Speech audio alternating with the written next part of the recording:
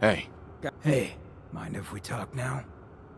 Of course. What's up? Look, I needed to mention.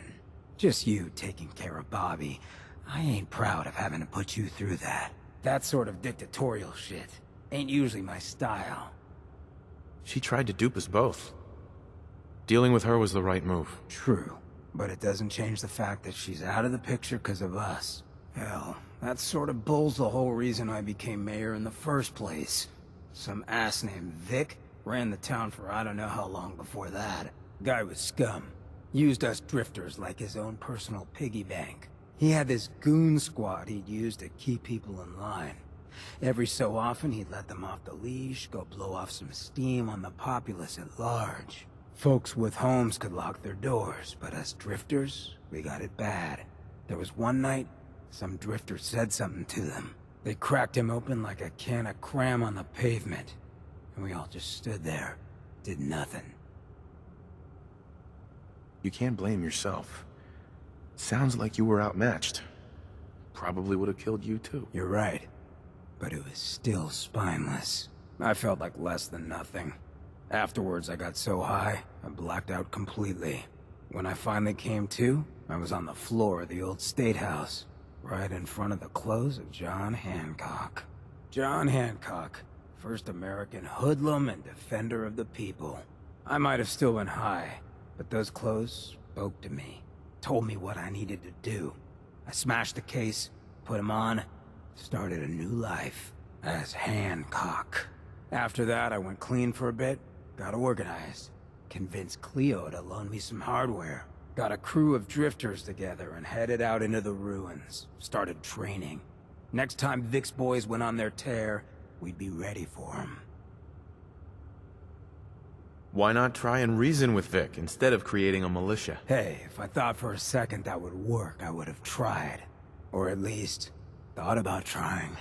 So, the night of, we all got loaded. Let Vic's boys get good and hammered, and burst from the windows and rooftops where we'd been hiding. They never even saw it coming. We didn't have to fire a shot. We didn't have to, but we sure fucking did. It was a massacre. Once we'd mopped up, we strolled right into Vic's quarters in the State House, wrapped a rope around his neck, and threw him off the balcony. And there I am, gun in hand, draped in Hancock's duds, looking at all the people of Goodneighbor assembled below. I had to say something. That first time I said them, they didn't even feel like my words. Of the people, for the people, was my inaugural address. Became Mayor Hancock of Goodneighbor that day. And from then on, I vowed I'd never stand by and watch. Ever again. And you're never gonna have to. We'll take care of the Commonwealth together. Good. I just hope you get where I was coming from. I ain't out to bring harm to anyone that didn't earn it.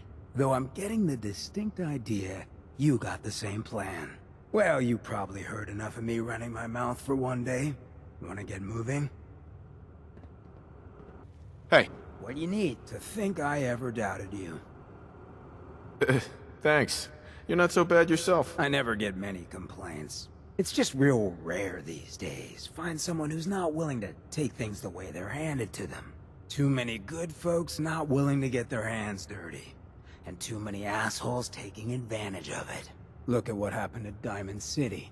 Before McDonough took over, it was a half-decent place to live. A little stricter than I usually go for, but not terrible. I thought he and I had a pretty happy childhood. But then he decides he's gonna try and get elected with his anti-ghoul crusade. Mankind for McDonough.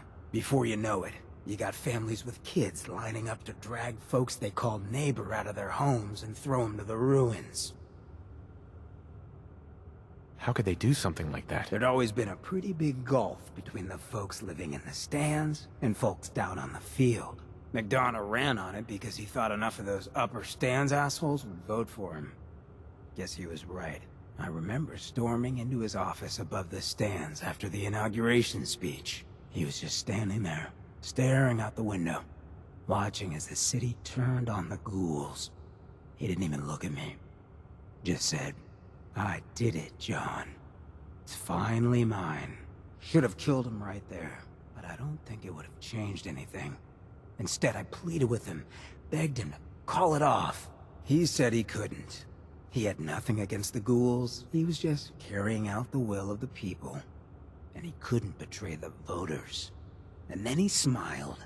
That hideous fucking mile-long smile. He never smiled like that when we were kids. I didn't even recognize him. He murdered those ghouls. Him and that whole damn city. I still wasn't a ghoul at this point, so I didn't have to leave, but I couldn't bring myself to stay in that cesspool after that. I'd been sneaking off the Good Neighbor for years to get decent chems, so I knew the safe routes. I managed to track down a couple of the families, lead them there, but most couldn't get used to the Good Neighbor lifestyle. I brought them food for a couple of weeks, but after a while, they just disappeared. Folks in Diamond City signed their death warrants, and all the good people were willing to just sit by and watch. I felt like I was the only one who saw how screwed up things truly were, who couldn't just pretend things were fine. Still feel that way. Or I did. Until I met you. I know I run my mouth, but having someone who sees the world for what it is, and is willing to do something about it, it's meant a lot to me. I feel damn lucky to have you as a friend. I feel exactly the same, Hancock. It's been a hell of a ride thus far. Then here's to a long road, with plenty of ammo. Well, thanks for hearing me out. You probably weren't looking for a history lesson, were ya? You wanna hit the road? Hey. Hey, when you got time, I got something I still need you to hear. Sure, go ahead. Yeah, thanks, I appreciate it. It's just, being out here with you, it's made me realize, most of my life to this point, I've been running out on the good things I got. I skipped out on my family, my life in Diamond City, took up with you just to get out of Good Neighbor. Hell, running from myself was what made me into a damn ghoul. But being here with you for the first time in my life, things have just felt right. And running is the furthest thing from my mind. I mean, I left Good Neighbor thinking I was gonna just sharpen up the old killer instinct. But whether it's fate, or destiny, or just goddamn coincidence, I ended up with someone like you. I turned one of the nastiest settlements in the Commonwealth into a refuge for the lost. I thought I'd done something I could hang my hat on. But being out here with you, it's made me realize just how small time I'd been thinking. And that maybe all my running, from my life, myself, maybe it wasn't such a bad thing after all. You may have run, but you always ran for a reason, Hancock. Been trying to convince myself of that for a long time. But hearing that coming from someone like you, I don't know if you understand what that means to me. So let me get to the point. Throwing in with you has been the best decision I've ever made. It's like I found a part of myself I never realized was missing, which happens sometimes when you're a ghoul.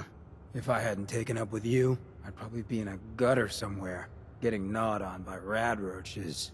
You have been one hell of a friend. Have you ever thought... Is that obvious? Come on, you don't want to wake up to this mug every morning. Never wished that on anyone I cared for. Who I fall for is my decision. And I've fallen for you. Wouldn't expect that kind of lapse in judgment from you. But I guess that works out for me then, doesn't it? Moments like this, I know all that karma stuff is bull.